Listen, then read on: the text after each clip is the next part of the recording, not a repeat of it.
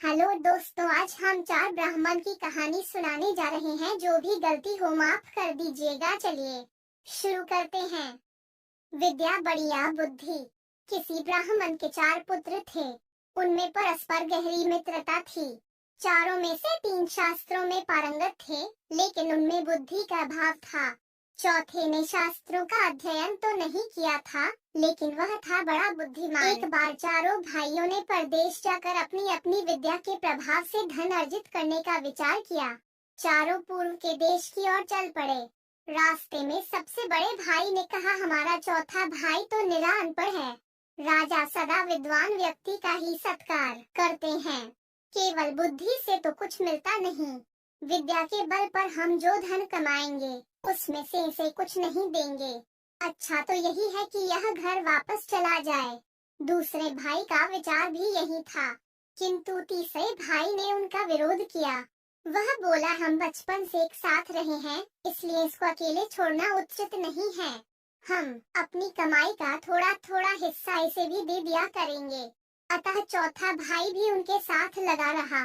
रास्ते में एक घना जंगल पड़ा। वहाँ एक जगह हड्डियों का पंजर था।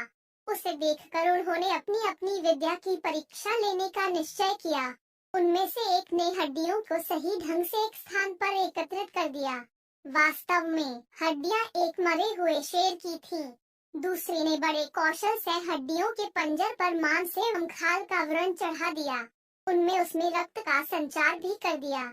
तीसरा उसमें प्राण डालकर उसे जीवित करने ही वाला था कि चौथे भाई ने उसको रोकते हुए कहा, तुमने अपनी विद्या से यदि इसे जीवित कर दिया तो यह सभी को जान से मार देगा।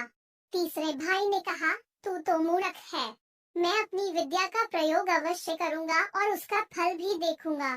चौथे भाई ने कहा, तो फिर थोड़ी देर रुको, मैं इस पेड़ पर चढ़ जाऊं, तब तुम अपनी विद्या का चमत्कार दिखाना।